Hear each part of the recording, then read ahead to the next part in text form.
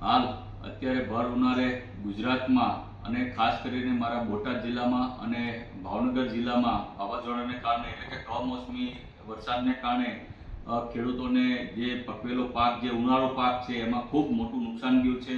બાજરી હોય, જુવાર હોય, તલ હોય અને બાગાયતી પાકોમાં પણ ખૂબ મોટું નુકસાન ગયું છે. ખાસ કરીને મારા ભાવનગરના ખેડૂતોમાં જે સોસિયાના જે ખેડૂતો જે છે એને કેરીમાં ખૂબ મોટું નુકસાન ગયું છે. દાડમમાં, ચીકુમાં પણ નુકસાન ગયું છે. ત્યારે માનનીય મુખ્યમંત્રીશ્રીને મેં એક લિખિત લેટર લખ્યો છે જેમાં માંગ કરી છે કે આ જે ખેડૂતો જે છે એને ખૂબ મહેનત કરી ઉનાળો પાક પક્યો હોય ત્યારે જ્યારે આ વાવાઝોડાને કારણે પાક નિષ્ફળ ગયો છે તો પાકનું સર્વે કરી અને એનું વળતર ચૂકવવામાં આવે તેવી માંગ કરી છે. સાથોસાથ ગુજરાતમાં અન્ય જિલ્લાઓમાં પણ આ સર્વે કરી અને ખેડૂતોને વળતર ચૂકવવામાં આવે તેવી માનનીય મુખ્યમંત્રીશ્રીને એક ધારાસભ્ય તરીકે હું માંગ કરું છું.